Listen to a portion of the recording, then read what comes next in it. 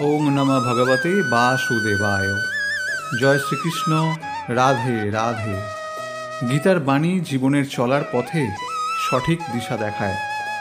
গীতায় শ্রীকৃষ্ণের দেওয়া পরামর্শ আজও আমাদের জীবনে সমান প্রযোজ্য। আজ আমরা আলোচনা করব গীতায় মানুষের ব্যর্থতার কারণ হিসেবে কি বলেছেন শ্রীকৃষ্ণ। ঠিক কখন একজন মানুষের জীবনে অধঃপতন শুরু হয়। মহাভারতে অর্জুনকে নিজের বন্ধুর স্থান দিয়েছিলেন শ্রীকৃষ্ণ। তাই গীতার বাণী হল একজন বন্ধুকে দেওয়া আরেক বন্ধুর জীবনের জরুরি পরামর্শ। গীতা তাই নিছক কোনো ধর্মগ্রন্থ নয়, গীতা আমাদের চলার পথের পাথেয়, যা জীবনের সব দুঃখে কষ্টে সমস্যায় আমাদের সঠিক পথ দেখায়। জীবনে কোন পরিস্থিতিতে কি করা উচিত এবং কি করা উচিত নয়, সেই বিষয়টি বন্ধুর মতো সহজ করে বোঝানো আছে গীতায়। ভগবদ্গীতা 18টি অধ্যায় এবং 700টি শ্লোকের মধ্যে সংগৃহীত।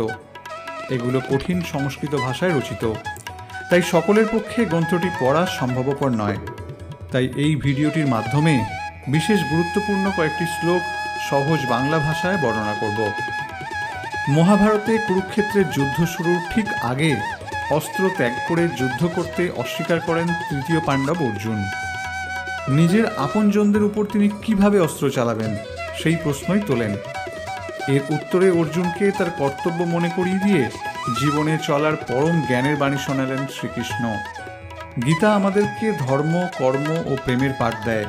এত হাজার হাজার বছর পরেও গীতার বাণী আজও আমাদের জীবনে একই রকম উপযোগী। শ্রীকৃষ্ণ বলেন, মনুষ্য মাত্রেই কর্ম করা উচিত, কিন্তু কর্মের ফলাফলের প্রতি কোনো আসক্তি রাখা উচিত নয়। কর্তব্য পালনের মধ্যে সার্থকতা, ফলের প্রতি আসক্তি থেকে মুক্ত হওয়া গুরুত্বপূর্ণ। আত্মা কখনো জন্মায় না বা মরে না, শরীর নশ্বর, কিন্তু আত্মা অমর। মৃত্যু শুধু আত্মার এক শরীর থেকে অন্য শরীরে গমন। শ্রীকৃষ্ণ বলেন, ঈশ্বরের প্রতি সম্পূর্ণ ভক্তি ও আত্মসমর্পণই মুক্তির পথ। যখন একজন ব্যক্তি ঈশ্বরের প্রতি সম্পূর্ণ ভক্তি প্রকাশ করেন, তখন সে মোক্ষ লাভ করেন। মন ও ইন্দ্রিয় নিয়ন্ত্রণের মাধ্যমে আত্মজ্ঞান অর্জন করা সম্ভব। নিয়মিত ধ্যানের মাধ্যমে একজন ব্যক্তি শান্তি এবং আধ্যাত্মিক সমৃদ্ধি লাভ করেন। সুখ দুঃখ, লাভ লোকসান, সাফল্য ব্যর্থতার মধ্যে সমভাব ধরে রাখা উচিত। জীবনের সব পরিস্থিতিতে সমদৃষ্টিতে থাকা এবং নিজের মানসিক শান্তি বজায় রাখাই প্রকৃত জ্ঞান। প্রকৃত জ্ঞান হল আত্মাকে চিনতে পারা এবং জানতে পারা যে আত্মা বিশ্ব চেতনার অংশ। এই জ্ঞান আত্মসাক্ষাৎকারে পৌঁছায়, যা মুক্তির পথ।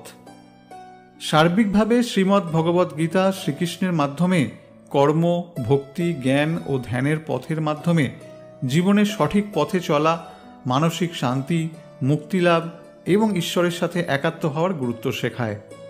শ্রীমদ্ ভগবদ্ গীতা মানুষকে তার জীবদ্দশায় এবং মৃত্যুর পরের অবস্থা সম্পর্কেও উপদেশ দেয়। গীতা হল জীবনের শ্রেষ্ঠ দর্শন।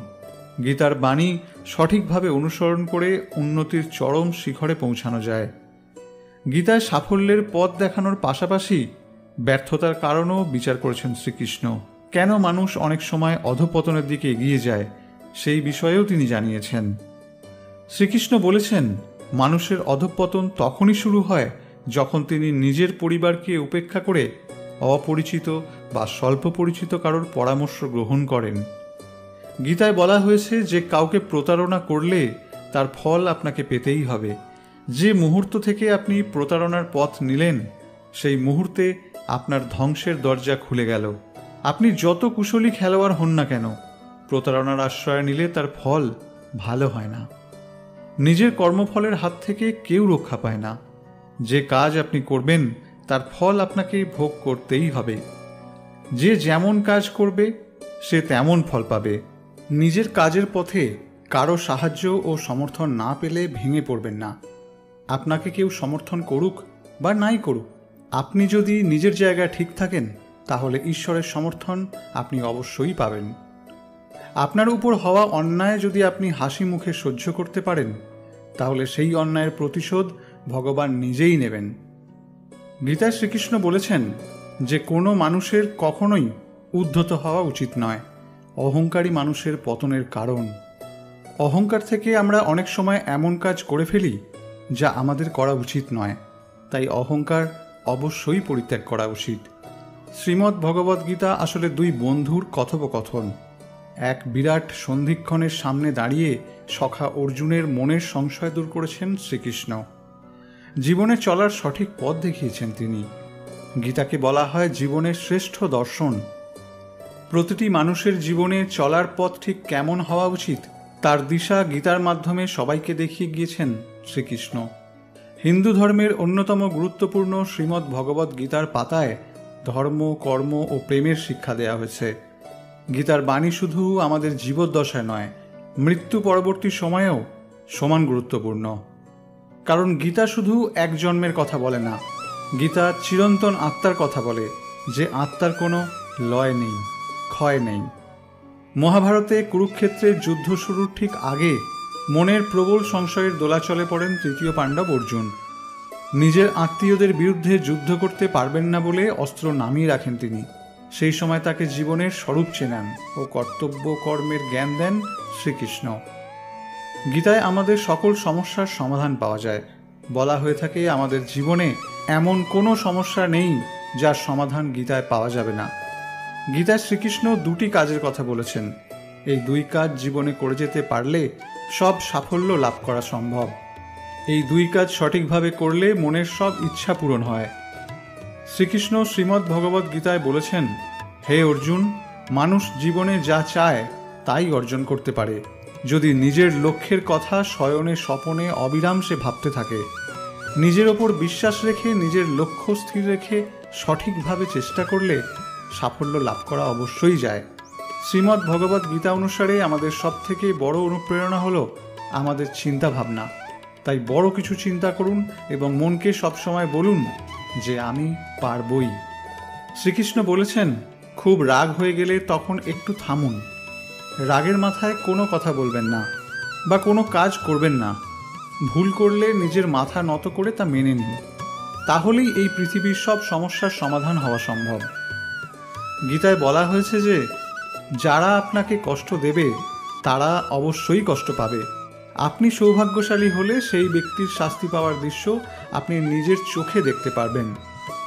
গীতায় শ্রীকৃষ্ণ বলেছেন যে যখন কোনো ব্যক্তির প্রয়োজন বদলে যায় তখন তার ব্যবহার ও কথাবার্তাও বদলে যায়।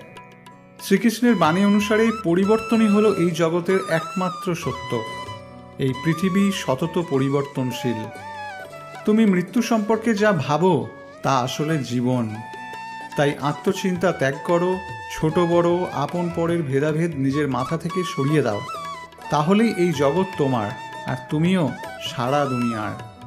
বন্ধুরা, জীবনে কোনো সমস্যায় পড়ুন বা নাই বা পড়ুন, গীতা অবশ্যই পড়বেন। তাহলে আপনার জীবনে পরিবর্তন আসতে বাধ্য। প্রিয় শ্রোতা বন্ধুরা, আশা করি ভিডিওটি আপনাদের ভালো লাগবে।